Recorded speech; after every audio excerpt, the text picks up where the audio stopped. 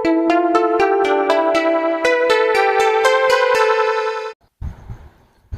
Friends, welcome back to GK Prince Academy. तो आज के इस वीडियो में हम प्रैक्टिशनर लगाएंगे और प्रैक्टिशनर नंबर ये पहला होगा, जो कि बिहार शिक्षक प्राथमिक टीचर के लिए सामान्य अध्ययन का प्रश्न पत्र 2 है, जो आएगा 120 क्वेश्चन का सामान्य अध्ययन का। तो वो इससे वो संबंधित है प्रैक्टिशनर। ठीक है, ये प्राथमिक विद्यालय के अध्यापक के कक्षा वर्ग अगर हम बात करें तो 1 से लेकर 5 तक का जो प्राथमिक टीचर का है उसी का है।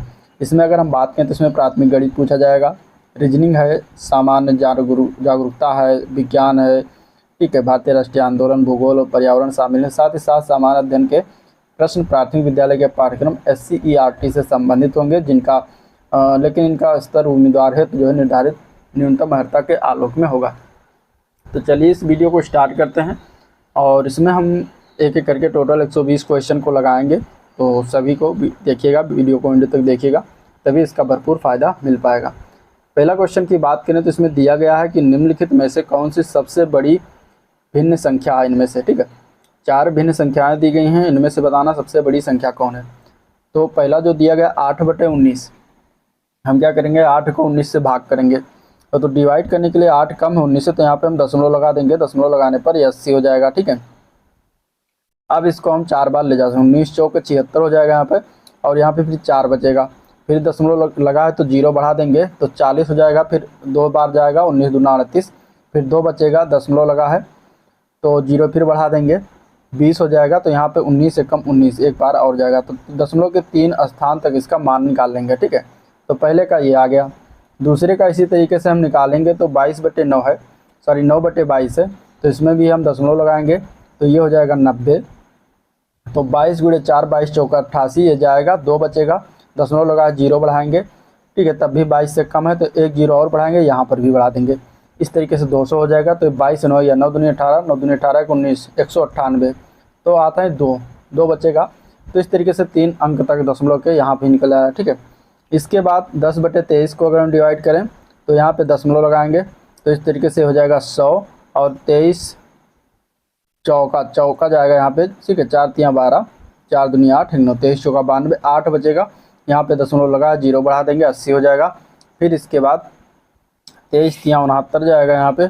ठीक है, और यहाँ पे बचेगा 11, दशमलव लगा फिर 0 बढ़ा देंगे, 110 हो जाएगा। तो फिर इसके बाद हम चौका लेकर चले जाएंगे तो ये आ जाएगा 0.434। अब 11/24 को भी हम ऐसे डिवाइड करेंगे तो दशमलव लगाएंगे तो यहाँ पे हो जाएगा 110, और 24 चौका जाएगा यहाँ पे 96। ठीक है, यहाँ पे 96 हो जाएगा, 4 14 आ जाएगा, और दशमलव लगा इसलिए 0 बढ़ा देंगे तो 140 हो जाएगा। अब इसको हम ले जाएंगे 5 बार। ठीक है, तो ये हो जाएगा 120, 20 आएगा, दशमलव लगा 0 बढ़ा देंगे तो 8 बार ले जाएंगे तो ये हो जाएगा 8 दूनी 16, 3 19, 192, 8 आ जाएगा। तो इस तरीके से दशमलव 3 स्थान तक 0.458 आ गया। अब यहाँ से हम बता सकते हैं कि कौन संख्या सबसे बड़ी है, कौन संख्या सबसे छोटी है, कौन भिन्न सबसे छोटी है। ठीक है, तो अगर हम बात करते हैं दशमलव के बाद वाला अंक तो 4 सब में है। ठीक है, फिर दूसरा अंक देखते हैं तो पहले में 2 है, दूसरे में 0 है, तीसरे में 3 है, चौथे में 5 है। तो यहाँ पे सबसे बड़ी संख्या 5 आ गया, तो 0.458 जो है सबसे बड़ा हो जाएगा। ठीक है, 0.458 क्या हो जाएगा, सबसे बड़ा संख्या हो जाएगा, सबसे बड़ी भिन्न हो जाएगी। और इस तरीके से 11/24 जो है सबसे बड़ी भिन्न हो जाएगी। तो यहाँ पे आंसर आपका डी ऑप्शन करेक्ट हो जाएगा। इस तरीके से निकालना रहता है। ठीक है, अब अगर सबसे छोटी भिन्न पूछेगा इसमें तो हो जाएगा बी पार्ट, क्योंकि 409 है दशमलव के बाद, तो यहाँ पे 9/22 क्या हो जाएगी, सबसे छोटी भिन्न हो जाएगी। तो ये इस तरीके से निकालते हैं।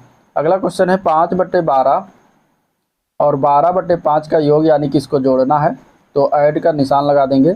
यहाँ पर हम क्या करेंगे, नीचे का एलसीएम ले लेंगे। ठीक है, तो 12 और 5 का एलसीएम 60 होता है, और यहाँ से 12 में 5 का गुणा करेंगे तो ऊपर भी 5 का गुणा करेंगे तो हो जाएगा 5 हम 25। यहाँ पे 5 में 12 का गुणा करेंगे तो ऊपर भी 12 का गुणा करेंगे तो ये हो जाएगा 144। ठीक है, और इस तरीके से हम इसको जोड़ेंगे 25 और 144 को, तो ये हो जाएगा 169, और बटे जो है नीचे 60 लिखा हुआ तो 60 लिख देंगे। तो इसका ऐड कितना आ जाएगा, 169/60 आ जाएगा, जो कि डी पार्ट में दिया गया है। तो आंसर डी ऑप्शन इसका करेक्ट हो जाएगा।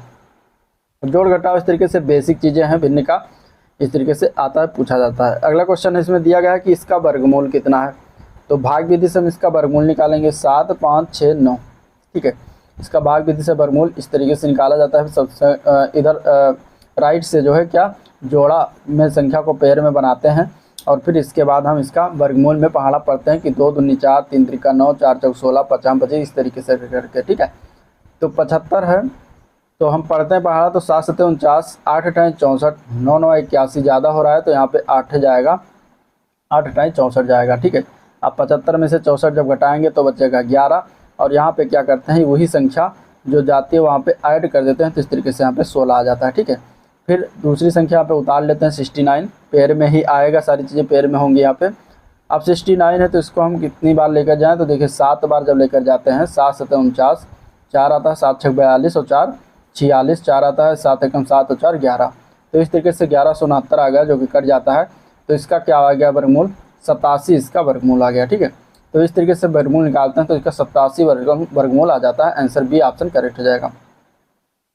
अगला क्वेश्चन है 60, 120 और 225 का लासा ज्ञात करिए। तो लासा ज्ञात करने के लिए दो एक गुणनखंड विधि है जिसको आप ऐसे लिखिए 60, 120, 125, ठीक है। और यहाँ से इस तरीके से शुरुआत करिए। अब 2 से कैंसिल करेंगे तो 2 तियाँ 6, 2 छक्के 12 और 125 नहीं, 225 है, 225 ऐसे उतार लेंगे, ठीक है। फिर इसको हम करेंगे 2 से तो 15 आ जाएगा, 2 तियाँ 6 30 और 225 हो जाएगा, ठीक है। अब इसको हम 5 से काट देंगे, 5 तियाँ 15, 5 छक्के 30 और 5 चौके 20, 2 5 25, ठीक है। इसके बाद हम 3 से काटेंगे, 3 एक कम 3, 3 दूनी 6 और 3 एक कम 3, 3 बजे 15, ठीक है। फिर 2 और 15 आ गया तो यहाँ से हम क्या करेंगे कि अब कोई भी संख्या चाहे 2 से काटो चाहे 15 से काटो एक ही बात है, तो यहाँ पे हम गुणा कर लेंगे। अब तो 15 दूना 30, 15 दूना 30, 3 90, 90 गुणे 5 और गुणे 4, 2 दूनी 4 इधर हो जाएगा, ठीक है। तो इस तरीके से 9 पचे 45, 450 गुणे 4, 5 चौके 20, 4 चौक 16 और 2 18, तो 1800 इसका एलसीएम आ जाएगा, 1800 इसका एलसीएम आ जाएगा। इस तरीके से निकाला जाता है, तो आंसर बी ऑप्शन करेक्ट हो जाएगा। अगला क्वेश्चन है 18 और 24 के व्युत्क्रमों के एलसीएम और एचसीएफ ज्ञात करना है। तो व्युत्क्रम मतलब इनका उल्टा, तो 18 का व्युत्क्रम होता है 1/18 और 24 का व्युत्क्रम होता है 1/24। अब इनका एलसीएम हमें ज्ञात करना है। तो एलसीएम जब किसी भिन्न का ज्ञात करते हैं तो ऊपर की संख्या का एलसीएम निकालते हैं बटे नीचे की संख्या का हम एचसीएफ लेते हैं, यानी कि माध्यम समापवर्तक लेते हैं। तो ऊपर जो एक एक संख्या इसका एलसीएम एक ही होगा, नीचे जो 18 और 24 है इसका एचसीएफ क्या हो जाएगा, हाईएस्ट कॉमन फैक्टर, तो इसमें 6 आ जाएगा, ठीक है। 6 दोनों में गुणज है तो 1/6 इसका एलसीएम हो जाएगा, 1/6 इसका क्या हो जाएगा, एलसीएम हो जाएगा। और तीनों ऑप्शन में 1/6 एलसीएम दिया गया है। तो अब हम इसका एचसीएफ निकालेंगे।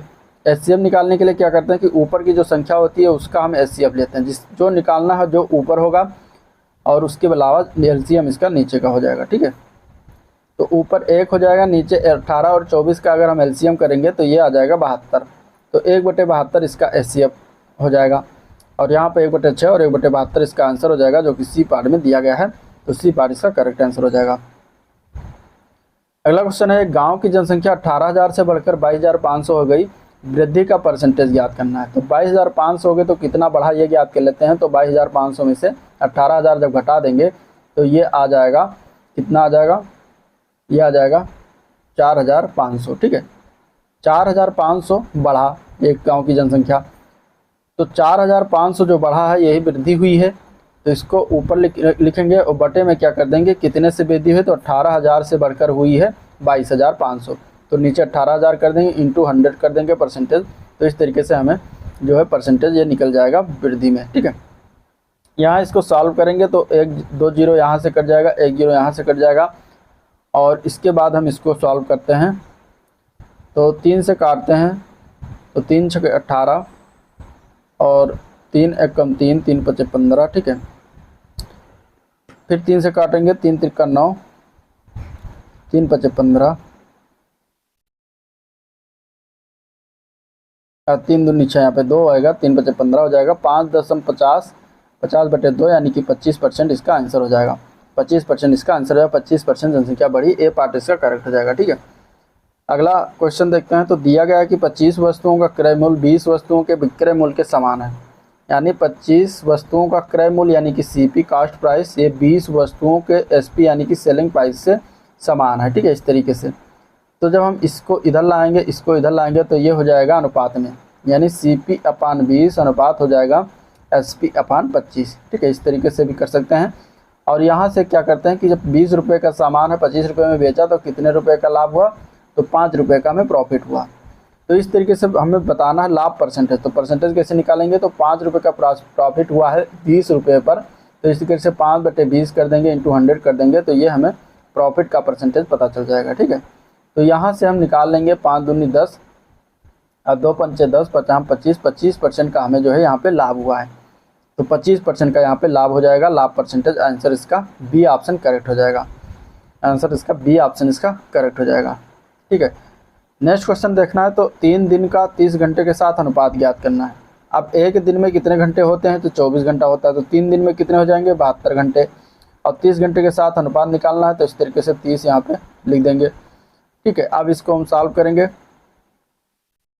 72 और 30, तो 6 पंचे 30, 6 कम 6 6 दूनी 12, 12 छक 72, 12 अनुपात 5 इसका राइट आंसर हो जाएगा, जो कि बी पार्ट में दिया गया है। बी पार्ट इसका करेक्ट हो जाएगा। अगला क्वेश्चन है, XYZ किसी कार्य को पूरा करते हैं और 210 रुपये कमाते हैं। यदि XY और Z के कार्य का अनुपात 4:6:5 हो तो Z को कितनी राशि मिली। तो इसमें Z का जो अनुपात है वो 5 है, तो 5 ऊपर हो जाएगा। इसके बाद जो नीचे जो दिए गए हैं तीनों अनुपात के जोड़ देंगे राशियों को, तो 4 6 10 5 15, यहाँ पे 15 हो जाएगा। और जो राशि दिया गया 210 उसको हम गुणा कर देंगे। तो यहाँ से हम सॉल्व करेंगे तो 3 7 21, तो 70 रुपये इसका क्या आ जाएगा, Z की राशि आ जाएगी। ठीक है, यहाँ से 70 रुपये Z की राशि आ जाएगी। अब यहाँ पे अगर X का पूछा जाता तो हम 4 ऊपर करके और इन सभी को जोड़ के 15 नीचे कर देते, इंटू 210 कर देते। ठीक है, और अगर Y का पूछा जाता तो 6 ऊपर लिखते, इसके बाद नीचे 15 लिखते, और इस तरीके से यहाँ पे 210 लिखकर यहाँ से इसे सॉल्व कर लेते, तो हमें मान निकल आता।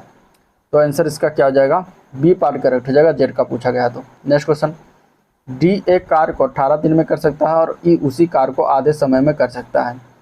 यानी कि D जो कार्य करता है 18 दिन में, इसका आधा समय लेता है E, यानी कि 9 दिन लेता है। इस तरीके से करता है, ये दोनों एक साथ कार्य करते हैं तो कार्य कितने दिनों में समाप्त होगा।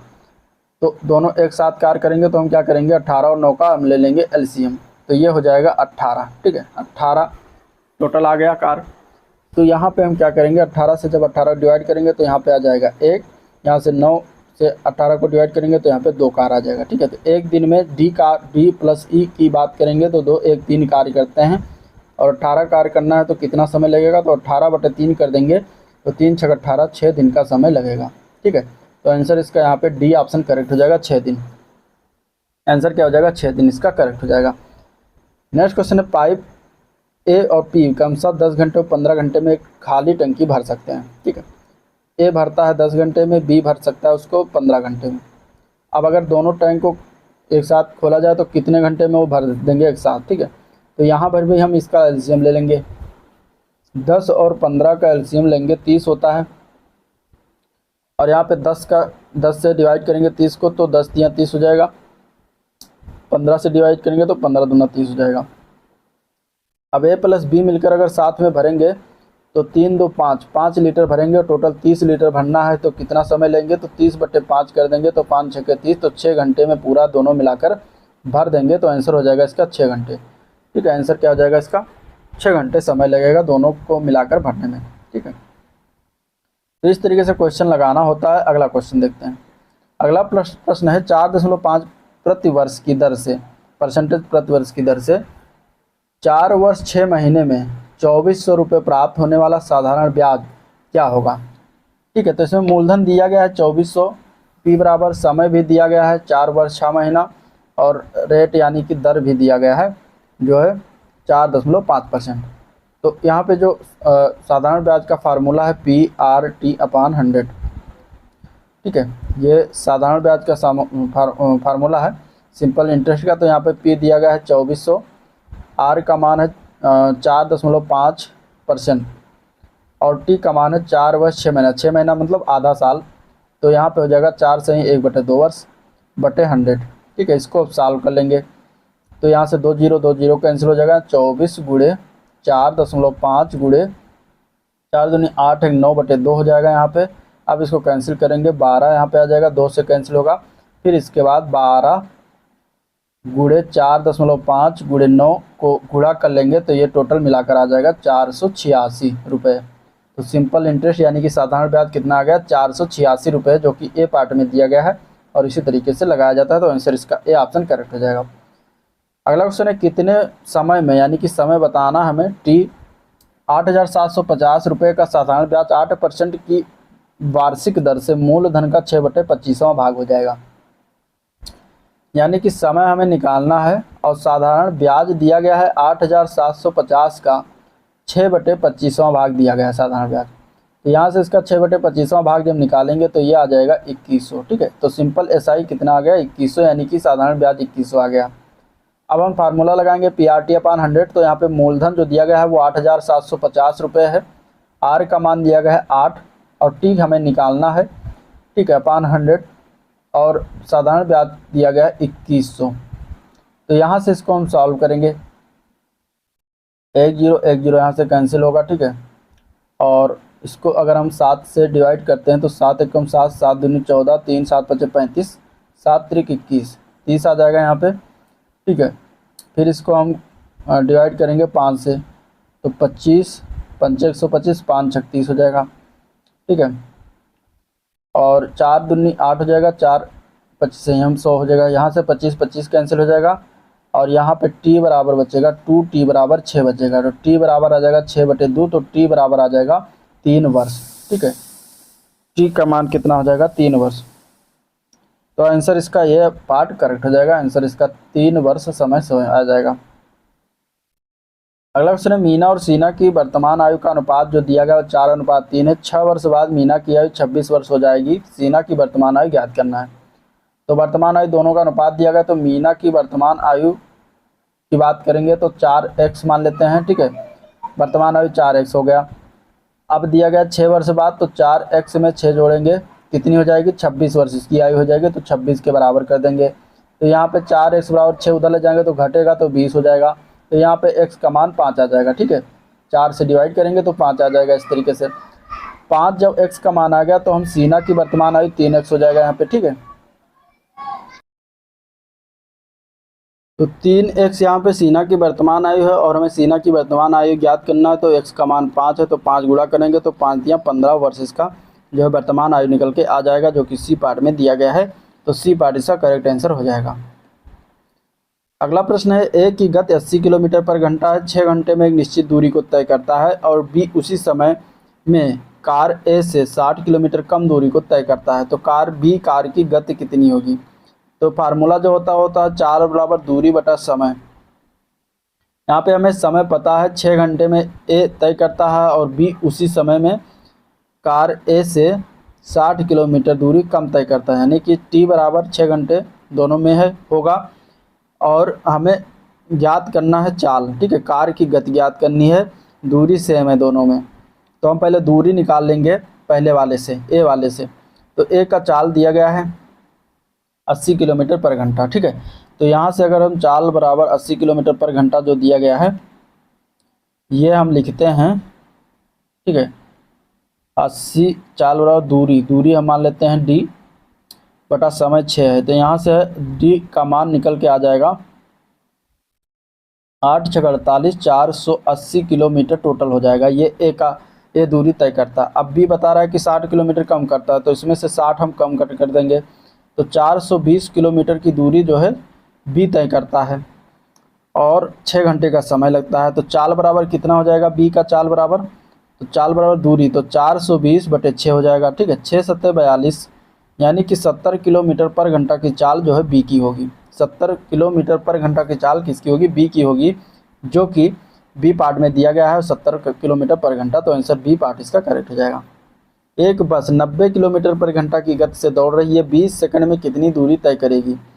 तो सेकंड में पूछा गया है और मीटर में जवाब देना है दूरी का मान।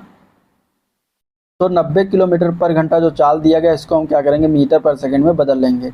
तो 90 किलोमीटर पर घंटा को हम मीटर पर सेकंड में बदलने के लिए इसमें 5/18 से गुणा कर देंगे, ठीक है। तो 18 × 5 = 90, 50 × 25 मीटर पर सेकंड इसका हो जाएगा आंसर। मतलब इसका चाल निकल के आ जाएगा मीटर में, ठीक है, मीटर पर सेकंड में चाल 25 मीटर पर सेकंड। अब 20 सेकंड में तय की गई दूरी, तो दूरी बराबर होता है चाल गुणा समय। तो यहाँ पे चाल है 25, समय है 20, तो इसको हम गुणा करेंगे तो 25 दूना 50, 500 मीटर इसका निकल के आंसर आएगा, ठीक है, 500 मीटर इसका निकल के आंसर आएगा। ए पार्ट करेक्ट हो जाएगा। अगला क्वेश्चन है, धारा की दिशा में एक आदमी की चाल 15 किलोमीटर पर घंटा है, धारा की चाल है 2.5 किलोमीटर पर घंटा, तो धारा के विपरीत उसकी चाल ज्ञात करना है। तो मान लेते हैं आदमी की जो चाल है वो x किलोमीटर पर घंटा है और धारा की जो चाल है वो y किलोमीटर पर घंटा है, ठीक है।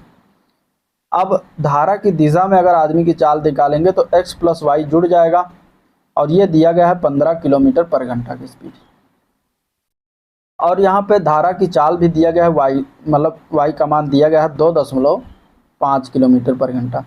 तो x प्लस वाई बराबर 15, तो यहाँ पे x बराबर कितना हो जाएगा, x प्लस 2.5 रख देंगे 15 हो जाएगा, तो x बराबर हो जाएगा यहाँ पे 2.5 घट के 12.5 किलोमीटर पर घंटा हो जाएगा। ये आदमी की चाल आ गया, ठीक है।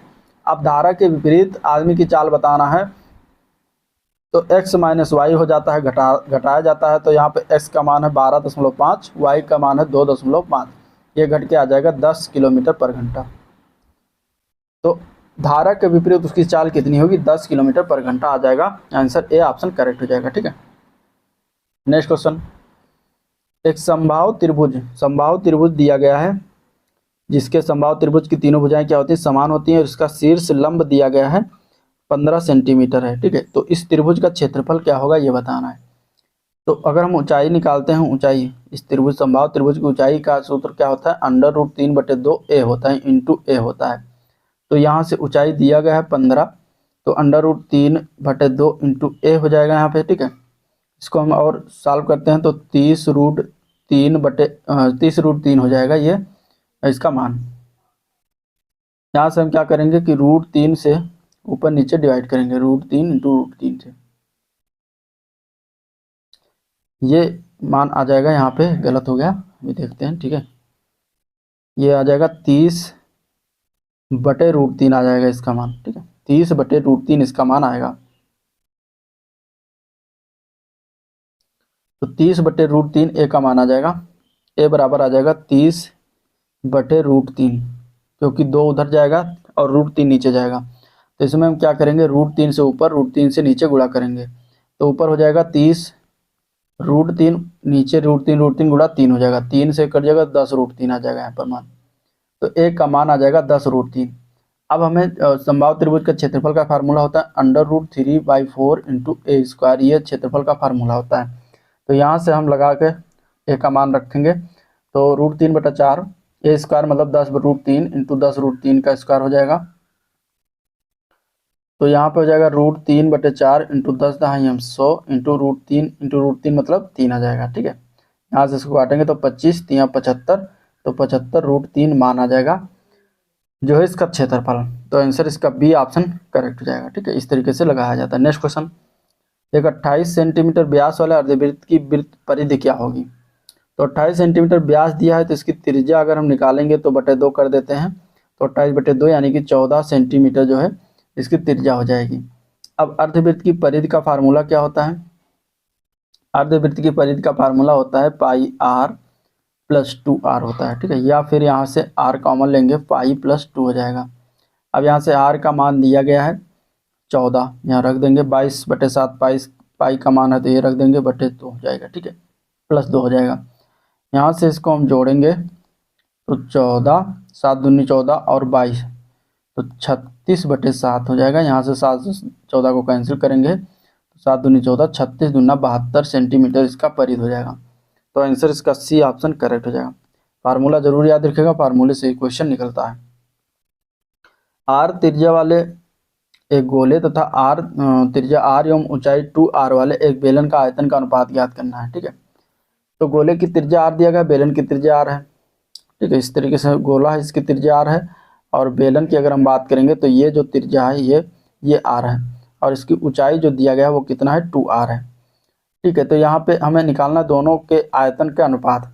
तो गोले का आयतन का फार्मूला होता है 4/3 πr3, और बेलन के आयतन का फार्मूला होता है πr²h, ठीक है। तो यहाँ से हम रखेंगे मान को तो 4/3 पाई आर क्यूब हो जाएगा। पाई आर स्क्वायर एच, एच की जगह पे मान रख देंगे 2r। ठीक है, यहाँ से r देखिए 2 ये r है, एक ये r है, तो 3r³ हो जाएगा। यहाँ से r³ हट जाएगा, पाई से पाई हट जाएगा, तो 4/3/2 बचेगा। तो यहाँ से 2 से 4 कैंसिल होगा 2, तो 2/3 फाइनल इसका बचेगा। तो 2/3 क्या हो जाएगा, इसका अनुपात हो जाएगा 2:3। ठीक है, 3 को 2:3 रख सकते हैं। तो आंसर ए ऑप्शन इसका करेक्ट हो जाएगा। अगला क्वेश्चन दिया गया कि जब 4x⁻6 - 5x⁻3 - 3 को x³ - 2 से विभाजित किया जाता है तो शेष क्या बचता है। तो इसको जब विभाजित करेंगे तो हम क्या करेंगे कि ये x³ - 2 बराबर 0 मान लेते हैं, और यहाँ पे x³ बराबर 2 रख देते हैं। इस तरीके से x बराबर 2 की पावर 1/3 का मान हम x की जगह पे रखेंगे। तो हमें क्या होगा कि अगर शेष नहीं बचेगा तो इसका मान 0 आ जाएगा, अगर शेष बचेगा तो वो शेषफल आ जाएगा। ठीक है, तो आंसर इसको अगर हम बात करेंगे तो यहाँ पे रखते हैं, तो 4x⁻6 है तो x का मान है 2 की पावर 1/3 की पावर 6। इस तरीके से -5x की पावर है 2 की पावर 1/3 की पावर 3 -3। यहाँ से सॉल्व करेंगे तो 4 2 की पावर 1/3 6 अंदर आ जाएगा, तो 2 की पावर 6/3 हो जाएगा, तो 3 दूनी 6, तो 2 की पावर 2 आ जाएगा। यहाँ से 5 है और 2 की पावर 1/3, तो 3 अंदर आ जाएगा, तो 3/3 हो जाएगा, तो यहाँ पे 2 ही आ जाएगा, 2 की पावर 1। ठीक है, और -3, तो यहाँ पे हो जाएगा 4 और 2 स्क्वायर यानी 2 दूनी 4, -5 दूनी 10 -3। यहाँ पे 4 चौक 16 -10 -3, तो 16 -10 -3, तो 16 -13 हो जाएगा। और इस तरीके से शेषफल जो बचेगा वो हमारा 3 बच जाएगा। तो आंसर इसका ए पार्ट हो जाएगा 3। ठीक है, आंसर इसका क्या हो जाएगा, ए पार्ट 3 हो जाएगा। नेक्स्ट क्वेश्चन देखते हैं। अगला क्वेश्चन 170 परिवारों में एक सर्वेक्षण में 115 कॉफ़ी, 110 चाय और 130 जो है दूध पीते हैं। इसके अलावा 85 कॉफ़ी और दूध दोनों पीते हैं, 75 कॉफ़ी और चाय, 95 चाय और दूध, और 70 तीनों पीते हैं। तो पता करें कितने कॉफ़ी और दूध का उपयोग करते हैं लेकिन चाय का प्रयोग नहीं करते हैं। ठीक है, तो इसको देखिए इस तरीके से बनाएंगे, ये और ये। अब यहाँ पे हम रखेंगे एक एक मान को, तो इसमें हम पहले तीनों देख लेते हैं कौन कितना पीते हैं। तो 70 लोग तीनों पीते हैं, तो यहाँ पे तीनों का मान यहाँ पे 70 हो जाएगा। यहाँ पे तीनों का मान क्या हो जाएगा, 70 हो जाएगा। ठीक है, अब इसके अलावा कह रहे हैं 85 जो है कॉफ़ी और दूध, तो ये गोला है कॉफ़ी का, ये गोला है दूध का, ठीक है, और ये गोला है चाय का। तो 85 लोग क्या हैं कि कॉफ़ी और दूध दोनों पीते हैं, तो 70 और 5 75 ये हो जाएगा। ठीक है, 5 इसमें 5 क्यों कर दिया। अभी इसको रखते आगे वाले में देखते हैं 75 कॉफ़ी और चाय पीते हैं। ठीक है, 75 जो है कॉफ़ी और चाय पीते हैं, तो 75 कॉफ़ी और चाय, तो कॉफ़ी और चाय 75 पीते हैं, तो 70 ही हो जाएगा, 5 ही हो जाएगा, 75 हो जाएगा कॉफ़ी और चाय पीने वाले। 95 चाय व दूध दोनों पीते हैं, तो 95 चाय व दूध दोनों पीते हैं, चाय व दूध, तो 70 ये है। और अगर हम 25 रखते हैं तो 70 और 20 95। ठीक है, 70 और 20 90, 5 95 लोग चाय और दूध दोनों पीते हैं। इसके अलावा आप कह रहा है कि जो है कॉफ़ी पीने वालों की संख्या 85 है जो कॉफ़ी और दूध दोनों पीते हैं। ठीक है, तो 70 ये हो गया, और 15 अगर हम इसमें रखते हैं 70 80 5 85, तो ये टोटल मिला के हो गया कॉफ़ी और दूध पीने वाले। अब यहाँ पे हमें टोटल अगर हम बात करें कॉफ़ी तो 115 कॉफ़ी पीते हैं, तो इधर कितना हो गया, तो 70 10 80 5 85 5 90 हो गया, और 115 है, तो यहाँ से 90 जब घटाएंगे तो मान कितना निकल के आएगा, 5 और 15। ठीक है, तो यहाँ पे टोटल 15 बचा, सॉरी 25 हो जाएगा, तो यहाँ पे 25 बच जाएगा, ये हो जाएगा। और 110 चाय पीते हैं, तो 70 20 90 और 10 100, और 130 पीते हैं तो ये 30 हो जाएगा। ठीक है, 110 पीते हैं तो ये 10 हो जाएगा, और 110 पीते हैं और 130 जो है दूध पीते हैं। ठीक है, तो 130 जब दूध पीते हैं तो दूध में संख्या देखेंगे तो 70 20 90 और 10 100 और 10 120। और 130 है तो यहाँ पे 10 बचेगा। ठीक है, तो इस तरीके से ये हो गया। अब हमें बताना है कि कितने लोग कॉफ़ी और दूध का सेवन करते हैं। तो कॉफ़ी और दूध का सेवन, कॉफ़ी और दूध का सेवन,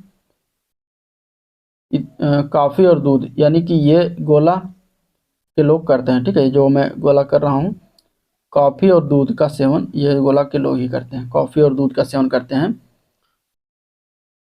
लेकिन चाय का नहीं करते हैं। तो चाय का नहीं करते हैं तो ये भी काट दिया जाएगा। तो सिर्फ इतना बचेगा 15। 15 जो है कॉफ़ी और दूध का सेवन करते हैं लेकिन चाय का नहीं करते हैं। तो आंसर इसका हो जाएगा ए पार्ट। ठीक है, 15, 15 इसका आंसर हो जाएगा। नेक्स्ट क्वेश्चन, यदि tan a plus cot a बराबर 2 तो tan square A plus cot square ए का मान कितना होगा। देखिए, इसको हम क्या कर देंगे कि दोनों वर्ग कर देंगे, और वर्ग करके इसका मान क्या आ जाएगा, tan स्क्वायर ए आ जाएगा। ठीक है, a प्लस बी का होल स्क्वायर का मान निकालेंगे, मतलब लगाएंगे इसमें, तो tan square A plus cot square A plus 2 tan a into cot A हो जाएगा ये, और बराबर करके 2 दूनी 4 हो जाएगा। यहाँ से हमें इसका मान निकालना है तो इसको ऐसे रखेंगे, और यहाँ पे हम tan a कॉट ए को लिख सकते हैं 1/tan a बराबर 4। तो यहाँ से tan a tan कैंसिल हो जाएगा, तो tan square A plus cot square ए बराबर, यहाँ 2 उधर जाएगा तो 4 - 2 हो जाएगा, तो इस तरीके से 2 आ जाएगा। तो आंसर इसका क्या फाइनली निकल के आएगा, 2।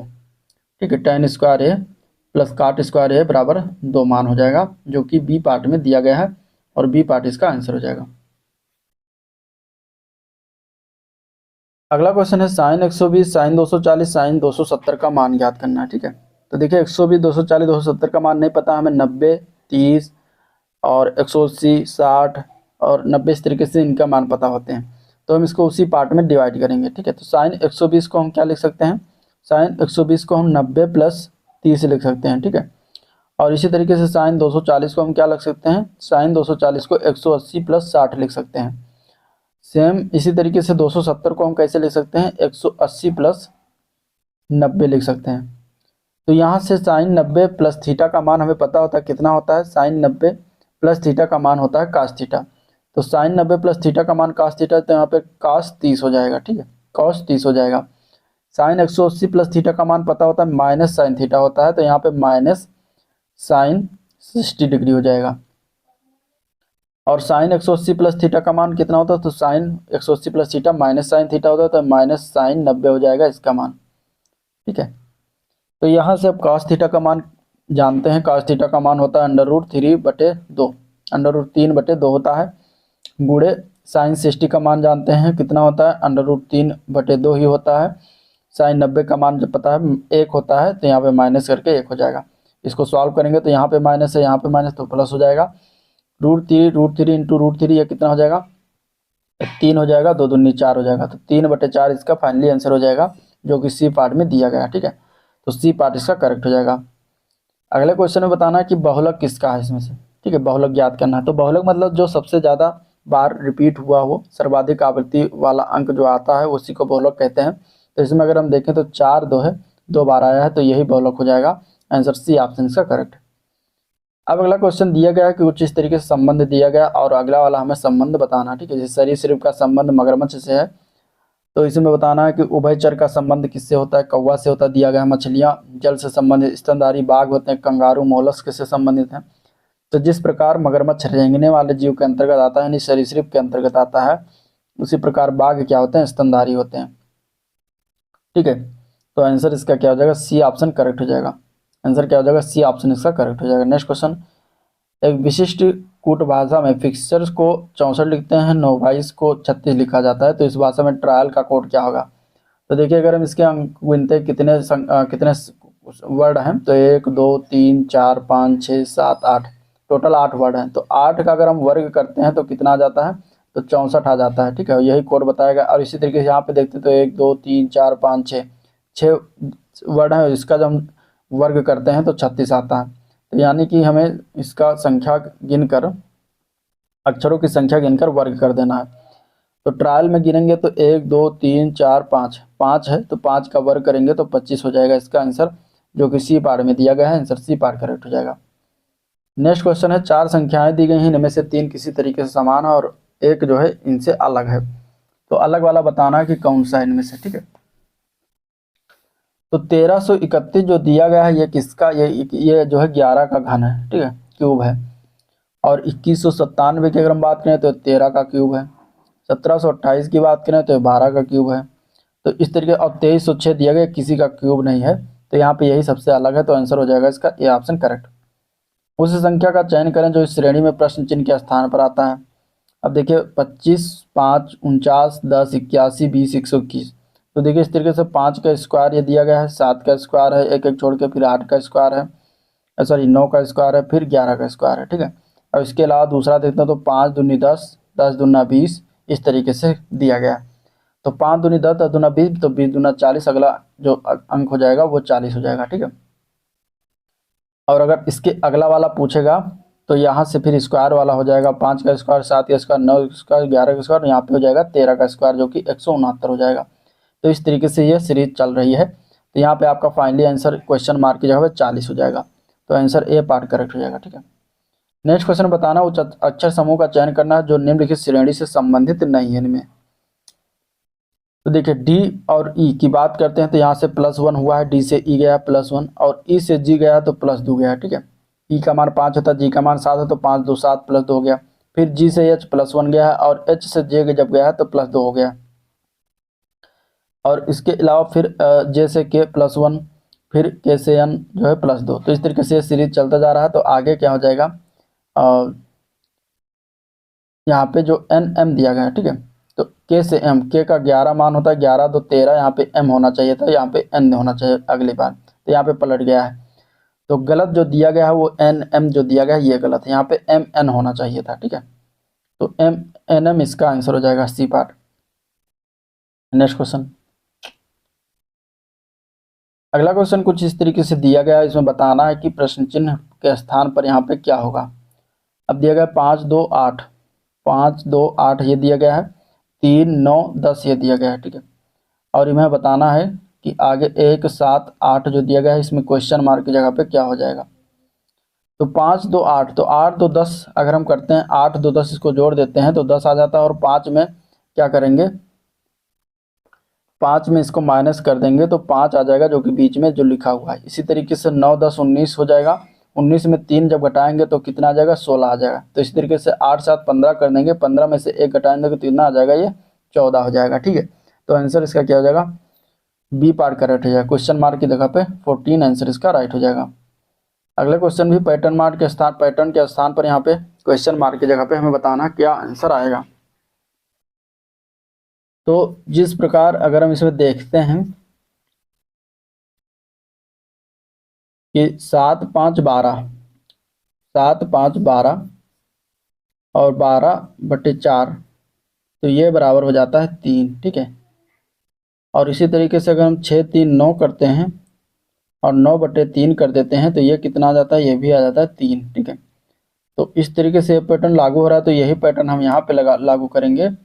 तो 27 और एक क्वेश्चन मार्क जब x मान लेते हैं तो x + 27/18 बराबर 3 आना चाहिए। तो इसको अब सॉल्व करते हैं तो x + 27 बराबर 18 3 54, x बराबर इसमें से 27 घटाएंगे तो 14 में से 7 गए 7, 4 में से 2 गए 2, तो 27। तो x बराबर मान आ जाएगा इसका 27, यानी क्वेश्चन मार्क की जगह पे यहाँ पे 27 होना चाहिए। तो आंसर बी पार्ट करेक्ट हो जाएगा। अगला क्वेश्चन कुछ इस तरीके से दिया गया कि एक छात्र अपने कक्षा अध्यापक को तलाशते हुए 110 मीटर पूर्व में जाता है। मान लेते हैं यहाँ से चलता है 110 मीटर पूर्व में गया, 110 हो गया। फिर कह रहा है कि वो फिर दाएं मुड़ता है और 40 मीटर चलता है, तो दाएं मुड़ेगा ये इस तरीके से 40 चलेगा।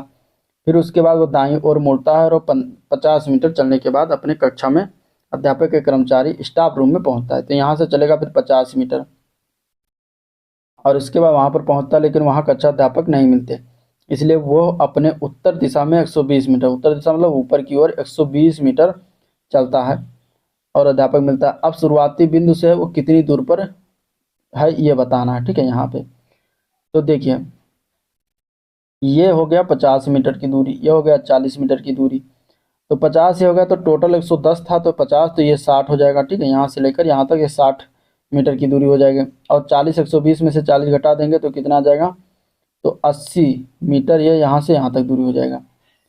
तो 80 ये हो गया, 40 ये हो गया। ये समकोण त्रिभुज बनाएगा तो हमें इसका क्या निकालना है, कर्ण निकालना है, ठीक है। तो यहाँ पे हम पाइथागोरस प्रमेय लगा देंगे। 80 का स्क्वायर प्लस 60 का स्क्वायर बराबर मान लेते हैं ABC, तो AB का स्क्वायर हो जाएगा।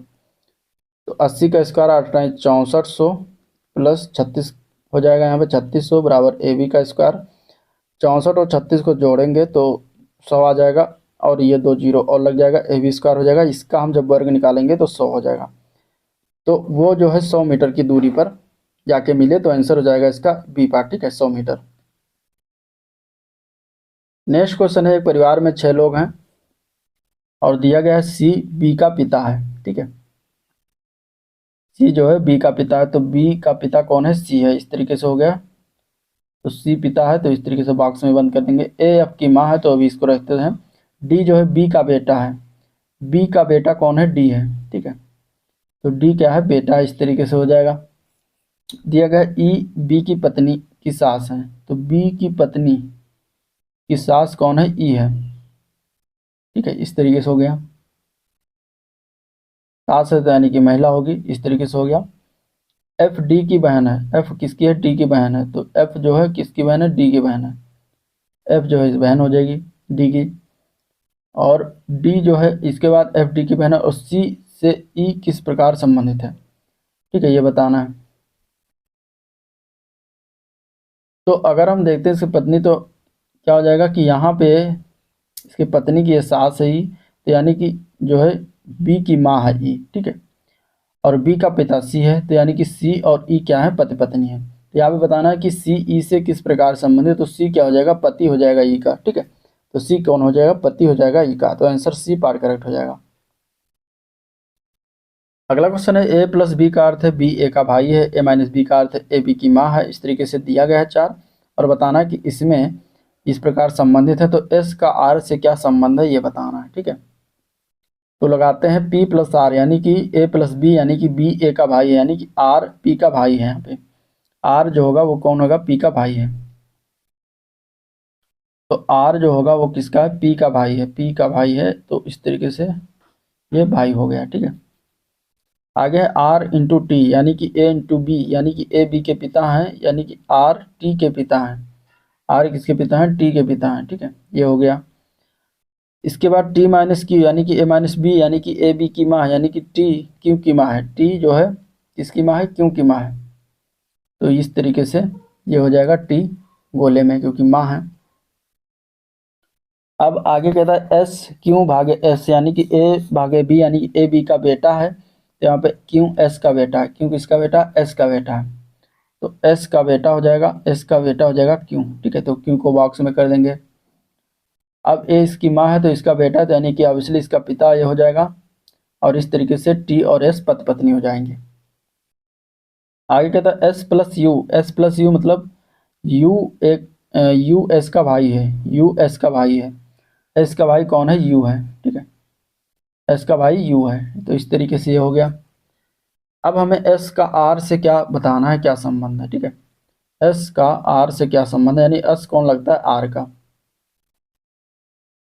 तो अगर हम इसे बात करें एस कौन लगता है, तो एस देखो आर की बेटी है, बेटी का पति आर का कौन हो जाएगा, दामाद हो जाएगा, ठीक है। तो आंसर यहाँ पे क्या हो जाएगा, दामाद। आंसर इस तरीके से दामाद हो जाएगा। आंसर ए पार्ट करेक्ट हो जाएगा। नेक्स्ट क्वेश्चन कुछ दिया गया इस तरीके से, आरेख किस विकल्प का सर्वश्रेष्ठ निरूपण करता है यहाँ पे, और इसमें दिया गया है। और ये इस तरीके लेखाकार साहित्य मनुष्य, ठीक है। इस तीनों गोलों को हम इधर बना लेते हैं, ये और ये। अब इसमें बताना है कि लेखाकार साहित्य और मनुष्य, तो तीनों का संबंध बताना है कि इस तरीके से संबंध होता है। तो ये गलत है, इस तरीके से संबंध इसका नहीं हो पाएगा, ठीक है। माँ महिलाएं और चाचियाँ, तो ये भी गलत हो जाएगा संबंध। पिता नर से पुरुष, ये भी गलत हो जाएगा संबंध।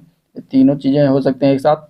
माँ बहनें और बेटियाँ, ठीक है, तो ये अलग अलग हो सकते हैं, ठीक है। माँ किसी की बहन भी हो सकती है, बेटी भी हो सकती है, और बहन और बेटियाँ, इस तरीके से ये तीनों सही बैठता है। तो आंसर हो जाएगा इसका बी ऑप्शन करेक्ट, ठीक है। आंसर इसका बी ऑप्शन करेक्ट हो जाएगा। अगला क्वेश्चन है कि कुछ आकृति में वर्ग जो है इसमें से गणितज्ञों को दर्शाता है। ठीक है, वर्ग किसको दर्शाता है? गणितज्ञों को दर्शाता है। और तो वर्ग ये हो गया। त्रिकोण जो है ये सांख्यिकी विदों को दर्शाता है, त्रिकोण। वृत्त जो है वास्तुकारों को दर्शाता है। और आयत जो है वो पैथोलॉजिस्ट को दर्शाता है। तो अंकों का कौन सा समुच्चय होगा जो आर्किटेक्ट को दर्शाता है लेकिन सांख्यिकी विद नहीं? तो सांख्यिकी विद किसका है? त्रिकोण है। और वास्तुकार यानी कि आर्किटेक्ट की बात करेंगे तो वृत्त है। तो वृत्त और त्रिकोण के मध्य हमें संबंध बताना है कि कौन ऐसा है जो आर्किटेक्ट को दर्शाता है। ठीक है, तो आर्किटेक्ट को दर्शाता है और सांख्यिकी विद नहीं है, सांख्यिकी विद नहीं है। तो इसमें से अगर हो जाएगा, अब समूह इसमें देखते हैं तो इसमें कौन कौन हो जाएगा? तो 4 जो दिया गया है, 4 ये दोनों को दर्शाएगा तो 4 नहीं होगा इसमें अंक। और 5 तो बिल्कुल सांख्यिकी विद है। तो इसमें आर्किटेक्ट कौन कौन हो जाएगा? तो 1 2 3 जो कि गोला में आएगा वो, तो 1 2 3 जो संख्या है ये आर्किटेक्ट को दर्शाएगा। तो आंसर हो जाएगा 1 2 3। तो इसमें समुच्चय कौन सा हो जाएगा? डी पार्ट करेक्ट हो जाएगा, 1 2 3। अगला क्वेश्चन है कि 3 कथन दिए गए हैं और 3 कथनों के अनुसार हमें उसका आंसर निकालना है कुछ इस तरीके से। सभी मुर्गियां अंडे दिया गया है। ठीक है, सभी मुर्गियां अंडे हैं। तो सभी मुर्गियां हो गया अंडे इस तरीके से। और दिया गया है कि सभी पक्षी भी अंडे हैं, सभी पक्षी भी अंडे हो जाएंगे इस तरीके से। दिया गया सभी अंडे शेर हैं। ठीक है, तो सभी अंडे क्या हो जाएंगे? शेर हो जाएंगे। ये हो गया अंडा। तो ये हो गया तीनों के इस तरीके से। अब निष्कर्ष दिया गया सभी मुर्गियां शेर हैं। तो सभी मुर्गियां, मुर्गियों की अगर देखते हैं गोला तो शेर के अंदर आता है तो ये तो सही हो जाता है। ठीक है, इस तरीके से कुछ शेर अंडे हैं। अब देखिए कुछ शेर माने कि हाँ कुछ शेर अंडे और कुछ शेर अंडे नहीं है, तो ये भी सही हो जाता है। सभी पक्षी शेर हैं, तो पक्षी भी जो है शेर के गोले के अंदर है। तो इस तरीके से आंसर इसका भी यही सही हो जाता है। तो आंसर इसका ये हो जाएगा। इसमें सभी निष्कर्ष जो है अनुसरण करते हैं। आंसर क्या हो जाएगा इसका? ए पार्ट करेक्ट हो जाएगा। अगला क्वेश्चन है राधिका को किसी परीक्षा में शीर्ष ए से 16वां और नीचे से 13वां रैंक प्राप्त हुआ है। कक्षा में कितने छात्र हैं? तो देखिए 16वां रैंक है, ऊपर से 13वां रैंक है नीचे से। तो 16 प्लस 13 को जोड़ेंगे तो 29 हो जाएगा। इसमें -1 करेंगे 28, तो 28 टोटल हो जाएगा। इस तरीके से निकाला जाता है। आंसर इसका डी ऑप्शन करेक्ट हो जाएगा। 12 मई 2011 को गुरुवार था, तो 10 मई 2004 को कौन सा सप्ताह था? सप्ताह का कौन सा दिन था? ठीक है, 10 मई 2004 को हमें निकालना है। तो 2011 से 2004 तक का ईयर्स वर्ष कितना हो जाएगा? तो 7 वर्ष हो जाएगा। इसमें से एक क्या है? लीप वर्ष है 2008, तो यहाँ पे हो जाएगा 1। तो 8 टोटल विषम दिन हो जाएंगे। ठीक है, और 8 विषम दिन ये हो गया। और यहाँ पे 10 से 12 मई दिया गया, तो यहाँ पे 2 और ऐड हो जाएगा दिन, तो टोटल 10 दिन हो जाएगा। तो हम गुरुवार में से नीचे जा रहे हैं, मतलब पीछे जा रहे हैं, तो गुरुवार में से हम क्या करेंगे?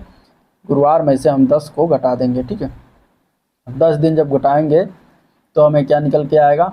तो 10 दिन जब घटाएंगे तो सोमवार निकल के आएगा। ठीक है, या फिर इसको 10 दिन को हम 7 से डिवाइड करेंगे तो 3 आ जाएगा। और गुरुवार -3 करेंगे तो गुरुवार -3 कितना हो जाएगा? सोमवार हो जाएगा। तो आंसर इसका ए ऑप्शन करेक्ट हो जाएगा। तो इस तरीके से ये क्वेश्चन लगाया जाता है। अगला क्वेश्चन कुछ इस तरीके से दिया गया है कि लैंडमार्क को हम इस कोड में लिखते हैं, तो हमें नोटबुक का कोड बताइए। तो देखिए लैंड में पहला अक्षर एल है, एल का जो कोड होता है वो 13 होता है अंक, तो 13 हो जाएगा। ए का 1 होता है तो 1 लिखा गया। एन का, अगर हम एन के ही हम बात करते हैं,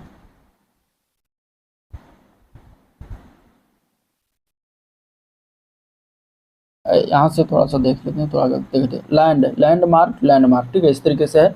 तो LAND जो दिया गया है, इस चारों का कोड जो दिया गया है वो लास्ट में इस तरीके से दिया गया है। ठीक है, 12 फिर 1 फिर N का मान 14 फिर D का मान जो है 4 दिया गया। ठीक है, तो यहाँ से जो पहला 4 अक्षर है उसका अंतिम 4 अंक जो है वो दिया गया है कोड, और लास्ट का 4 अक्षर है जो मार्क दिया गया है, मार्क का पहले दिया गया है। M का होता है 13, तो M का 13 लिख दिया गया यहाँ पे। ठीक है, A का 1 होता है तो 1 को लिख दिया गया। R का 18 होता है तो 18 लिखा। K का कितना होता है? 11, तो 11 लिख दिया गया। यानी कि पहले 4 का जो कोड है इंग्लिश मतलब अंक में वो लास्ट में लिखा गया, लास्ट 4 अंक का पहले लिखा गया। तो यहाँ पे भी 4 का हम बनाएंगे इस तरीके से। तो लास्ट 4 अंक का है जो पहले लिखेंगे, जैसे कि B, तो B का कोड होता है 2, ओ का होता है 15, ओ का 15, के का 11, तो 2 15 15 11, ठीक है। तो 2 15 15 11 इसमें आ गया, 2 15 15 10, अब ये होगा 14, ये 2 15 ये भी गलत। तो इस तरीके से हम 3 ऑप्शन ऐसे ही कर सकते हैं। तो 2 15 15 11 ए पार्ट करेक्ट हो जाएगा, ठीक है। इसके अलावा और देख सकते हैं तो 14 हो जाएगा एन का, ओ का 15, टी का हो जाएगा 20 और ई का 5, तो 14 15 20 5 इस तरीके से दिया गया, तो ए ऑप्शन ही इसका करेक्ट है, ठीक है। अगले प्रश्न में बताना है कि कौन सा प्रश्न आकृति के पैटर्न को पूरा करता है, उत्तर इसमें से बताना। अब ये प्रश्न आकृति है, इसमें से ये जो चौथा क्वेश्चन मार्क लगा यहाँ पे कौन सा जो है सही रूप से पैटर्न जो है पूरा करेगा। तो अगर हम डी पार्ट को इसमें देखते हैं तो डी पार्ट इसमें फिट बैठेगा, आंसर डी पार्ट करेक्ट हो जाएगा। नेक्स्ट क्वेश्चन इस तरीके से मोड़ कर बनाया गया है और यहाँ पे फिर ये निशान लगाएगा और जब इसको हम ओपन करेंगे ये, ठीक है, तो ओपन करने के बाद क्या होगा, यहाँ पर भी बन जाएगा इस तरीके से, यहाँ पर तो होगा ही होगा। फिर इसको हम इस तरीके से ऐसे ही ओपन करेंगे, ठीक है, जैसे यहाँ पे ओपन किया गया तो ये आ जाएगा यहाँ पर भी और ये आ जाएगा यहाँ पर भी। तो हमें आंसर क्या निकल के आएगा, तो आंसर निकल के हमें ये आ जाएगा, ठीक है। आंसर हमें निकल के क्या आ जाएगा, ये आ जाएगा, डी पार्ट इसमें करेक्ट हो जाएगा। नेक्स्ट क्वेश्चन, दी गई आकृति में कितने त्रिभुज हैं। तो देखिए 1 2 3 4 5 6 7 8 9, तो यहाँ पे दी गई आकृति में त्रिभुज की बात करें तो 1 2 3 4 5 6 7 त्रिभुज तो ऐसे हो गए, ठीक है। अब इसमें हम क्या करेंगे कि 2 3 जब इसको हम मिलाते हैं तब एक त्रिभुज ये बनता है, ठीक है। फिर 2 3 के बाद 6 5 को मिलाएंगे तो इस तरीके से बनेगा, ठीक है। इसके बाद फिर 5 7, 5 और 7 को जो मिलाते हैं ये इस तरीके से बनता है एक और त्रिभुज। फिर 3 अंकों के मिलाएंगे तब 1 6 5 को मिलाएंगे यहाँ से ऐसे इस तरीके से, तो ये एक त्रिभुज बनेगा। फिर 2 3 4 को मिलाएंगे तो इस तरीके से पूरा एक त्रिभुज और बनेगा। फिर इसमें मिलता है 4 5 6 को मिलाएंगे तो इस तरीके से एक त्रिभुज और बनेगा। फिर इसमें मिलाएंगे 1 2 3, तो 1 2 3 को मिला के तो इस तरीके से पूरा एक त्रिभुज यहाँ पर बनेगा। और इस तरीके से कुल त्रिभुजों की संख्या कितनी हो जाएगी, 1 2 3 4 5 6 7, तो 7 + 7 = 14 कुल त्रिभुज इसमें आ जाएंगे। आंसर हो जाएगा इसका सी ऑप्शन करेक्ट, ठीक है। अगला बताना है कि एक्स वाई रेखा जो है दर्पण है और दर्पण के आकृति का छवि बताना है, इधर क्या बनेगा, ठीक है। इधर कौन सी छवि इसकी दर्पण वाली बनेगी। तो अगर हम इसमें बात करेंगे तो जो सबसे नज़दीक होगा दर्पण के वो सबसे नज़दीक से बनकर जाएगा, ठीक है, और जो सबसे दूर होगा वो सबसे दूर होकर आएगा इस तरीके से, ठीक है, ये यहाँ पर हो जाएगा, तो इस तरीके से बनकर आएगा, ठीक है। अब इसमें ऑप्शन को देख लेते हैं यहाँ पे, तो ऑप्शन यहाँ पे जो दिया गया ए पार्ट, तो ए पार्ट इसका सही है, ए पार्ट इसका करेक्ट आंसर बन के आएगा। 4 पासे दिए गए हैं, अलग अलग स्थितियां दर्शाई गई हैं और संख्या 2 के वाले फलक के विपरीत फलक बताना है। तो देखिए पहले और दूसरे में अगर हम देखते हैं तो इसमें देखिए 5 कॉमन है, तो 5 को लेकर हम इसमें क्या करेंगे कि क्लॉकवाइज घुमाएंगे, तो 5 3 2 हो जाएगा, ठीक है। यहाँ पे 5 4 6 हो जाएगा, तो यहाँ पे 3 के विपरीत 4 हो जाएगा, 2 के विपरीत 6 हो जाएगा। हमें 2 के विपरीत निकालना था तो आंसर हो जाएगा ए पार्ट 2 के विपरीत 6 हो जाएगा। अगले क्वेश्चन में बताना है कि अंग्रेजी शब्दकोश में किस प्रकार दिखाई देते हैं और क्रमवाइज बताना है कि किस तरीके से होंगे, ठीक है। तो सबसे पहले अंग्रेजी शब्दकोश में अगर हम देखेंगे तो इसमें अक्षर को मिलाते हैं, अक्षर को मिलाकर एक एक करके बढ़ाते हैं। तो MOD दिया गया है, यहाँ पे MOD, यहाँ पे MOD, यहाँ पे MON दिया गया है, MOI दिया गया है। तो MO तो सब में दिया गया है तो MO से छोड़ देंगे, फिर तीसरे लेटर से हम जो है कंपेयर करेंगे। तो ईटे में N दिया गया है, यहाँ पे D दिया गया है, D दिया गया है, I और D, यानी कि फिर I और N को छोड़ देंगे। D में कंपेयर करते हैं तो 2 4 5 में D दिया गया है तीनों में, तो चौथा लेटर इसमें हम कंपेयर करेंगे, ठीक है। तो यहाँ पे I दिया गया, यहाँ पे E दिया गया, यहाँ पे U दिया गया। तो यहाँ सबसे अगर देखेंगे सीरियल वाइज में तो सबसे पहले आएगा मॉडरेट का नंबर, तो 4 अंक पहले हो जाएगा। इसके बाद आएगा दूसरा I का नंबर यानी कि 2 हो जाएगा। इसके बाद तीसरा आएगा U का नंबर, तो यहाँ पे 5 हो जाएगा। फिर इसके बाद आएगा तीसरा मॉइस्चराइजर, ठीक है। अब MOI, I यहाँ पर आएगा, यहाँ पे N बाद में आएगा, यहाँ पे I पहले आएगा तो 3 आ जाएगा, फिर सबसे लास्ट में 1 आ जाएगा। तो 4 2 5 3 1 इसका सीरियल क्रम में इस तरीके से शब्दकोश में बनेगा, जो कि आंसर हो जाएगा इसका बी ऑप्शन करेक्ट। अगले क्वेश्चन में बताना कि निम्नलिखित में से वो शब्द चुनना है जो इनके दिए गए अक्षरों का प्रयोग करके नहीं बनाया जा सकता। अब पब्लिकेशन से कौन सा अक्षर इसमें से नहीं बना सकता जा सकता, तो पब्लिकेशन में अगर हम ई शब्द देखते हैं तो ई अक्षर कहीं नहीं दिया गया है, ठीक है। तो लेंट शब्द जो दिया गया है ये नहीं बनाया जा सकता, बाकी सारे बन सकते हैं। तो करेक्ट आंसर इसका ए ऑप्शन करेक्ट हो जाएगा।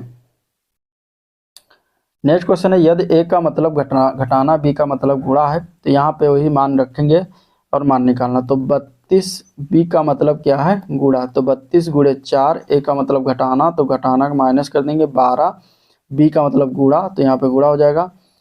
ब्रैकेट में 35 ए का मतलब है घटाना माइनस 24 हो जाएगा, सी का मतलब है जोड़ प्लस 52 हो जाएगा, डी का मतलब भाग, यहाँ पे भाग लगा देंगे 4 इस तरीके से। तो सबसे पहले शुरू करेंगे यहाँ पे 4 से डिवाइड करेंगे 52 को, तो यहाँ पे आ जाएगा 13 प्लस 35 माइनस 24 करेंगे तो आ जाएगा ये 11, ठीक है, गुणे 12 इस तरीके से हो जाएगा, माइनस 32 गुणे 4 इसको गुणा कर लेंगे तो 4 दूनी 8, 4 तिया 12 128, फिर 128 माइनस 12 गुणे 11 करेंगे तो ये हो जाएगा 11 दूना 22, 11 कम 11 2 13, 132 प्लस 13 हो जाएगा।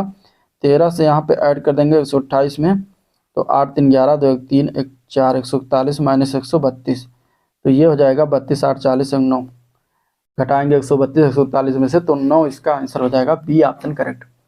तो बी ऑप्शन इसका करेक्ट हो जाएगा, ठीक है। अगले क्वेश्चन कथन कारक दिया गया, कथन निष्कर्ष दिया गया है, पढ़ना है फिर इसके बाद आंसर देना है। कथन दिया गया पौधे के वैज्ञानिक अध्ययन को वनस्पति विज्ञान के रूप में जाना जाता है। अब निष्कर्ष दिया गया कि वनस्पति विज्ञान में हमें मानव व्यवहार को समझने में मदद मिलता है, तो गलत है, वनस्पति विज्ञान में मानव व्यवहार को समझने में मदद नहीं मिलती। दूसरा है वनस्पति विज्ञान पशु शरीर को समझने में भी मदद करता है, तो ये भी गलत है, ठीक है, क्योंकि कथन में दिया गया पौधे के वैज्ञानिक अध्ययन को वनस्पति विज्ञान कहता है। पौधे से संबंधित वैज्ञानिक जो अध्ययन होता है उसको हम वनस्पति विज्ञान कहते हैं, जबकि निष्कर्ष में मानव और पशुओं की बात किया गया जो कि गलत है। तो इस तरीके से यहाँ पे क्या हो जाएगा कि दोनों कथन जो कारक दोनों निष्कर्ष हैं वो गलत हैं, तो अनुसरण नहीं करता, आंसर सी ऑप्शन इसका करेक्ट हो जाएगा। अब ये हो गया रीजनिंग और मैथ के क्वेश्चन। अब हम देखते हैं जीएस के क्वेश्चन पोर्शन का। तो पहला क्वेश्चन निम्नलिखित में से किस पुरातात्विक स्थल पर गर्त आवासों के प्रमाण मिले हैं, ठीक है। तो इसमें से अगर हम देखें तो बुर्ज होम में पुरातात्विक महत्व वाला जम्मू कश्मीर राज्य में पड़ता है, स्थित प्रमुख ऐतिहासिक हड़प्पा कालीन स्थल है, जो कि यहाँ पर जो है गर्त आवास के प्रमाण पाए गए हैं। तो आंसर इसका डी ऑप्शन करेक्ट हो जाएगा। नेक्स्ट क्वेश्चन, भगवान गौतम बुद्ध के जीवन काल के दौरान 7वीं और 6वीं शताब्दी ईसा पूर्व में कितनी महान शक्तियाँ यानी कि महाजनपद अस्तित्व में थी। तो भगवान महाबुद्ध के समय अगर हम बताएं तो 16 महाजनपदों का अस्तित्व था, तो आंसर क्या हो जाएगा, डी ऑप्शन करेक्ट होगा। 16 महाजनपद कौन कौन से, तो वत्स है, काशी है, अंग है, मगध है, वज्ज है, कौशल है, अवंती है, मल्ल है, पंचाल है, चेद, कुरु, मत्स्य, गंधार, अस्मक, सूरसेन और कंबोज, ये 16 महाजनपद उस समय प्रचलित में थे, अस्तित्व में थे। अगला क्वेश्चन है मलिक इख्तियार इद्दुद्दीन अल्तुनिया ने रजिया सुल्तान को निम्नलिखित में से किस किले में जो है कैद किया था। तो इन्होंने जो अगर हम बात करें तो ये भटिंडा के किला मुबारक में कैद किया गया था, तो आंसर डी ऑप्शन इसका करेक्ट हो जाएगा, ठीक है। दीवान या कोही के रूप में विख्यात कृषि विभाग किसके द्वारा बनाया गया था, तो ये बनवाया गया था अलाउद्दीन खिलजी के द्वारा, आंसर डी ऑप्शन करेक्ट हो जाएगा, ठीक है। नेक्स्ट क्वेश्चन, निम्न में से कौन सी घटना 1905 में बंगाल विभाजन से पहले घटी थी। तो इसमें से वो घटना की अगर हम बात करेंगे,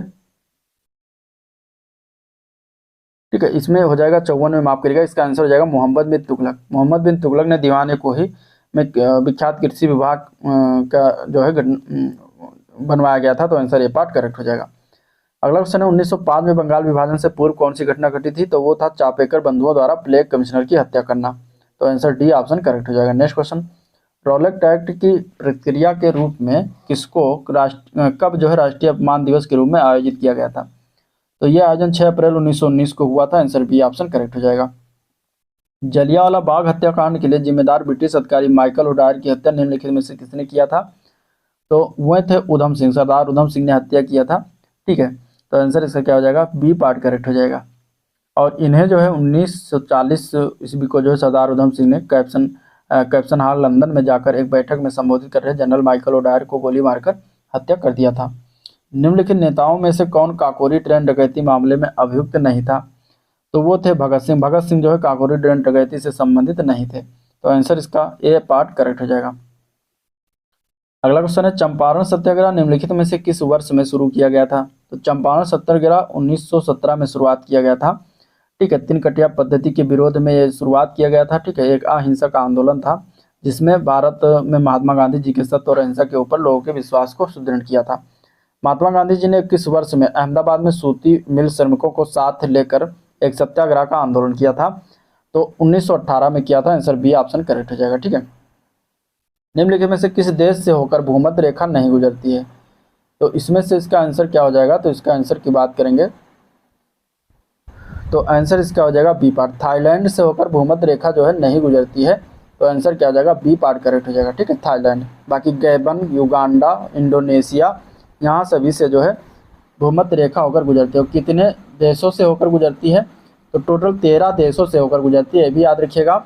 ठीक है, कौन कौन सा है? तो इक्वाडोर है, कोलंबिया है, ब्राज़ील है, ठीक है, साओ टोमो प्रिंसिप है, गैबन, कांगो गणराज्य, कांगो लोकतांत्रिक गणराज्य, Uganda, Kenya, Somalia, Maldives, Indonesia और किरिबाती, यहाँ से जो है होकर गुजरती है। नेक्स्ट क्वेश्चन, भारत के किस देश के साथ सबसे लंबी सीमा साझा करता है? भारत जो है तो बांग्लादेश के साथ सबसे लंबी सीमा साझा करता है। 4096.7 किलोमीटर की सीमा जो है भारत के साथ लगता है। तो आंसर इसका बी ऑप्शन करेक्ट है। निम्नलिखित में से किसे श्वेत पर्वत के नाम से जाना जाता है? इनमें से तो वो हो जाएगा धौलागिरी। धौलागिरी पर्वत को श्वेत पर्वत के नाम से जानते हैं। ठीक है, धवल शब्द से उत्पन्न है। धवल का अर्थ श्वेत होता है, इसीलिए इसे जो है श्वेत पर्वत कहा जाता है। ठीक है, धौलागिरी जो है हिमालय पर्वत श्रृंखला का ही भाग है जो कि नेपाल में स्थित है। भारत सरकार के पर्यावरण और वन मंत्रालय के तहत एक वैधानिक स्वायत्त निकाय राष्ट्रीय जैव विविधता प्राधिकरण की स्थापना किस वर्ष किया गया था? तो इसकी स्थापना 2003 में किया गया था। ठीक है, जैव विविधता एक्ट 2002 के तहत। तो आंसर इसका डी पार्ट करेक्ट हो जाएगा। नेक्स्ट क्वेश्चन, 1972 में पश्चिम बंगाल वन विभाग ने राज्य के दक्षिण पश्चिम जिलों में निम्न कोटिकृत किस वनों को जो है पुनर्जीवित करने में अपनी विफलताओं को स्वीकार किया है? तो इसका आंसर हो जाएगा बी पार्ट। ठीक है, साल के वन को पुनर्जीवित करने में अपनी जो विफलता स्वीकार किया है। तो आंसर इसका बी ऑप्शन करेक्ट हो जाएगा। बेसल प्रोटोकॉल निम्नलिखित में से किससे संबंधित है? तो यह जो है खतरनाक अपशिष्ट पदार्थों की सीमा पार स्थानांतरण से संबंधित है बेसल प्रोटोकॉल, जो कि यह वर्ष 1989 में बेसल कहाँ पर है? स्विट्जरलैंड में। ठीक है, तो वहाँ पे बेसल अभिसमय के हस्ताक्षर किया गया था। तो आंसर इसका डी ऑप्शन करेक्ट हो जाएगा। अगला क्वेश्चन है, संयुक्त राष्ट्र ग्रीन जलवायु कोष का मुख्यालय किस देश में है?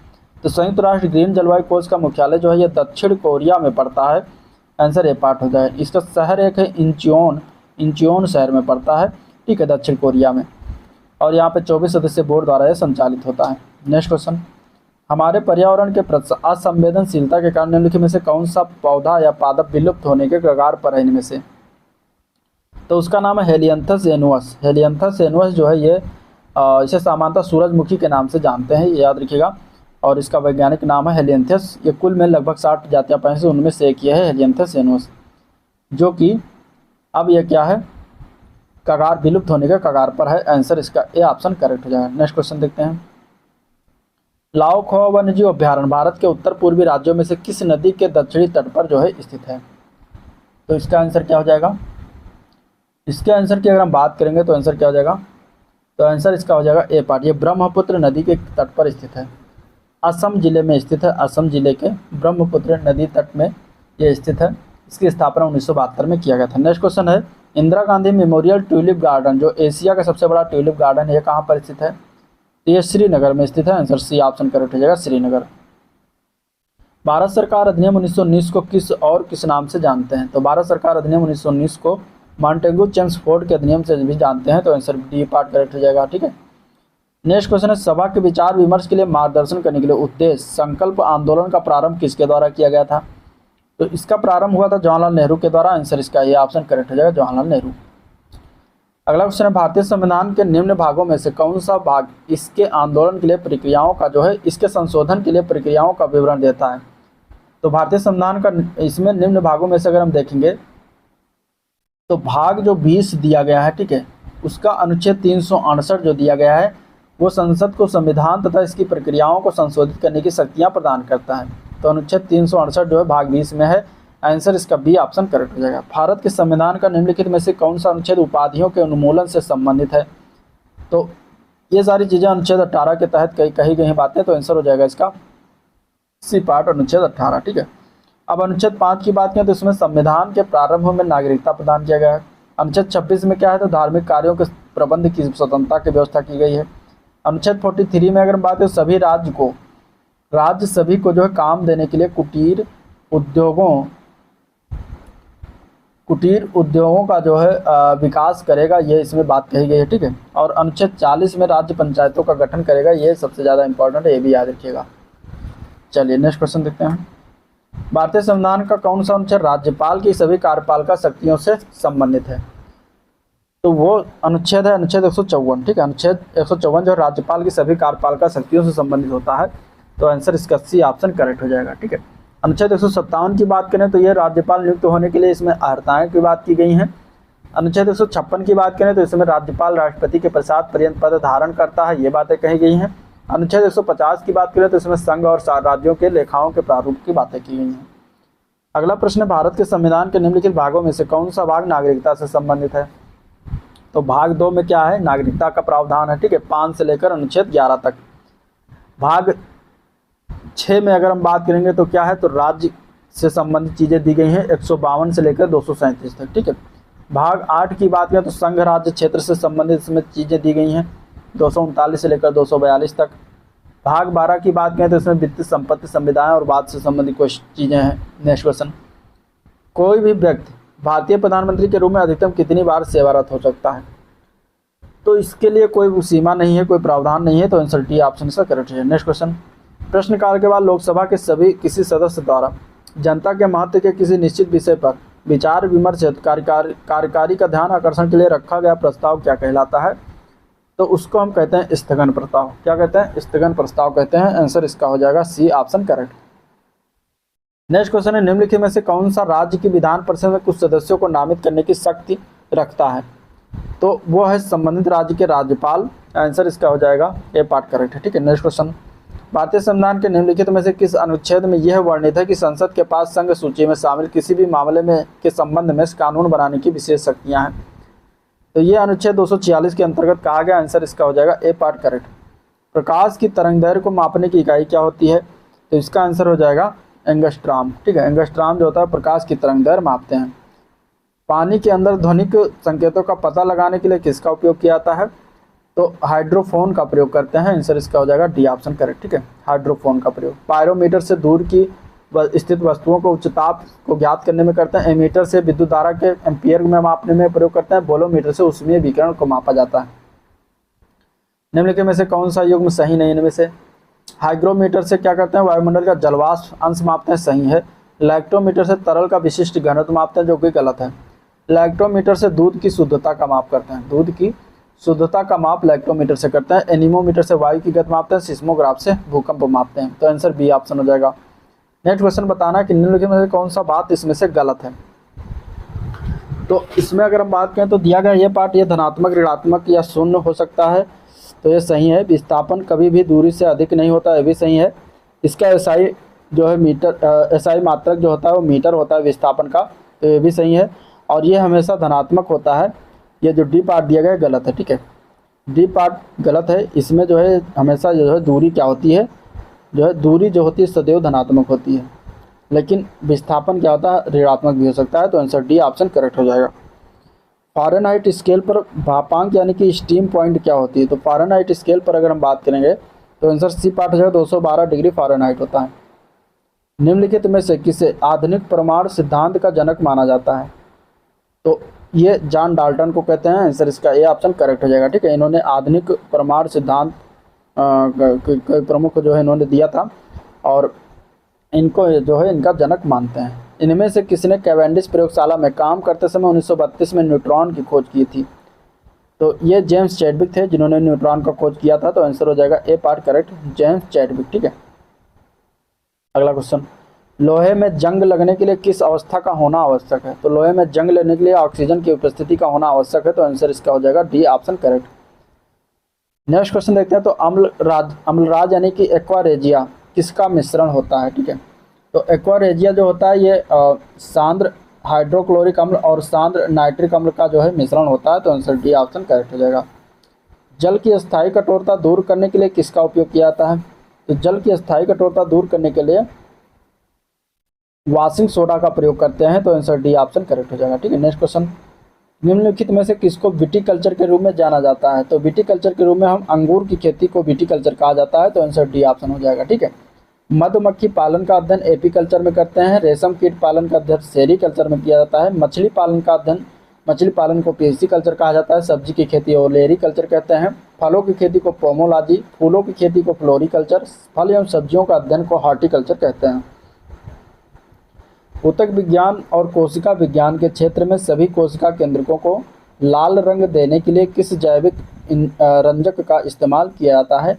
तो उसका नाम है सेफ्रेनिन। ठीक है, सेफ्रेनिन का प्रयोग करते हैं। नेक्स्ट क्वेश्चन है, मैग्नीशियम निम्नलिखित में से किसका संगठक धातु है? तो मैग्नीशियम की बात करेंगे तो ये पर्णहरित अणु यानी कि क्लोरोफिल का जो है धातु होता है। तो आंसर इसका हो जाएगा ए पार्ट करेक्ट। डीएनए के रूप में, डीएनए को प्रमुख रूप से किसके कोशिका में संग्रहित किया जाता है? ठीक है, तो डीएनए को जो है प्रमुख रूप से नाभिक कोशिका में जो है संग्रहित करते हैं। तो आंसर बी ऑप्शन करेक्ट हो जाएगा। एक गुणसूत्र में निम्नलिखित में से क्या उपस्थित होते हैं? इसका आंसर क्या हो जाएगा? तो एक गुणसूत्र में डीएनए और प्रोटीन उपस्थित होते हैं। आंसर इसका डी सी ऑप्शन करेक्ट है। ठीक है, नेक्स्ट क्वेश्चन, प्राकृतिक चयन तंत्र को वर्णित करने की पद्धति के रूप में योग्यतम की उत्तरजीविता वाक्यांश निम्नलिखित में से किसका कथन होता है? तो ये हर्बर्ट स्पेंसर का कथन है। आंसर इसका बी ऑप्शन करेक्ट हो जाएगा। ठीक है, स्पंज किस प्रजाति के अंतर्गत आते हैं? तो स्पंज जो होते हैं ये कोरीफोरा के अंतर्गत आते हैं। आंसर इसका हो जाएगा सी ऑप्शन करेक्ट। तिलचट्टों के शरीर में वायु किसके द्वारा प्रवेश करती है? तो तिलचट्टों के शरीर में वायु जो है श्वास रंध्रों के द्वारा प्रवेश करती है। आंसर सी ऑप्शन करेक्ट हो जाएगा। मनुष्यों में आमाशयी ग्रंथियों से स्रावित होने वाला वो कौन सा अम्ल है जो भोजन के पाचन में सहायता करता है?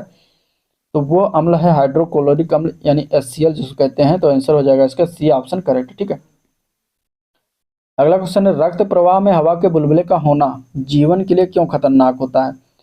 क्योंकि रक्त के प्रवाह में बाधा उत्पन्न हो जाती है, इसलिए खतरनाक होता है। आंसर सी ऑप्शन करेक्ट हो जाएगा।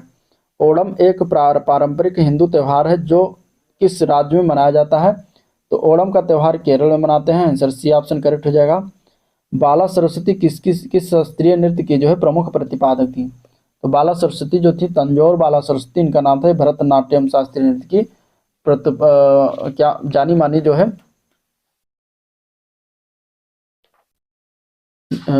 जानी जाती हैं। तो आंसर बी ऑप्शन करेक्ट हो जाएगा, भरतनाट्यम। हरिप्रसाद चौरसिया का संबंध निम्नलिखित में से किस वाद्य यंत्र से है?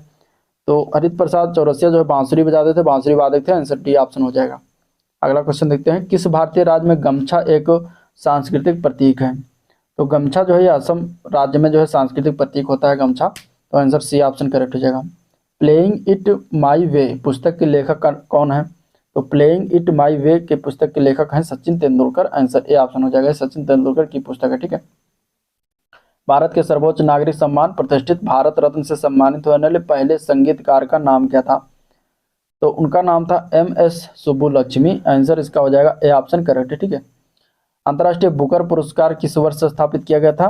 तो ये 2005 से दिया जा रहा, 2005 में स्थापना किया गया था। 2022 में पुरस्कार गीतांजलि श्री को उनकी पुस्तक रेत समाधि के लिए दिया गया था। ठीक है, हॉकी के मैदान का आयाम लंबाई चौड़ाई में कितना होता है? तो हॉकी के मैदान का आयाम होता है 51.4 × 55 मीटर। अगला क्वेश्चन है, इंडियन सुपर लीग यानी ISL एक किस प्रकार का चैंपियन है? तो ये है फुटबॉल का चैंपियन लीग। आंसर इसका डी ऑप्शन करेक्ट हो जाएगा। हम्पी को निम्नलिखित में से किस वर्ष में यूनेस्को द्वारा विश्व धरोहर स्थल घोषित किया गया था? तो हम्पी को घोषित किया गया था जो 1986 में। आंसर बी ऑप्शन करेक्ट हो जाएगा। बिहार उड़ीसा से किस वर्ष जो है पृथक हुआ था? तो ये पृथक हुआ था 1936 में। आंसर हो जाएगा बी ऑप्शन करेक्ट। अगला क्वेश्चन है, फरवरी 2023 में 7 वर्षीय प्रिंस किस देश के पहले डिजिटल नागरिक बने हैं? तो फरवरी 2023 में भूटान के पहले डिजिटल नागरिक बन गए हैं, 7 वर्षीय हैं प्रिंस। नेक्स्ट क्वेश्चन है, केसरिया किसके लिए सुप्रसिद्ध है?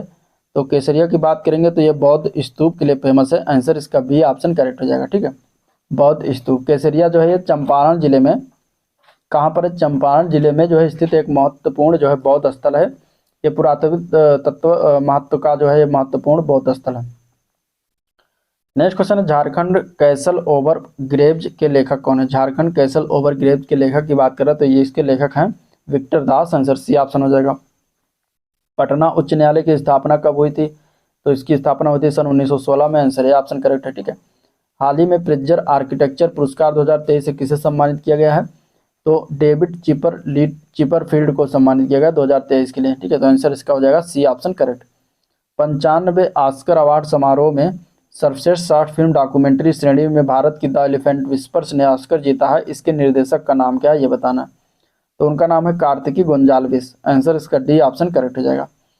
हाल ही में किस राज्य सरकार ने पथश्री रास्ताश्री योजना की शुरुआत किया है? तो ये पश्चिम बंगाल राज्य सरकार के द्वारा किया गया। आंसर बी ऑप्शन करेक्ट हो जाएगा। हाल ही में चर्चा में रहा नासा का आर्टेमिस मिशन 2 का संबंध किससे है? तो इसका संबंध जो है चंद्रमा से है। आंसर हो जाएगा इसका डी ऑप्शन। ठीक है, आर्टेमिस मिशन 2 को नासा द्वारा 2024 में चंद्रमा का अध्ययन करने के लिए भेजा जाएगा। अप्रैल 2023 में WHO ने किन देशों को मलेरिया मुक्त घोषित किया है?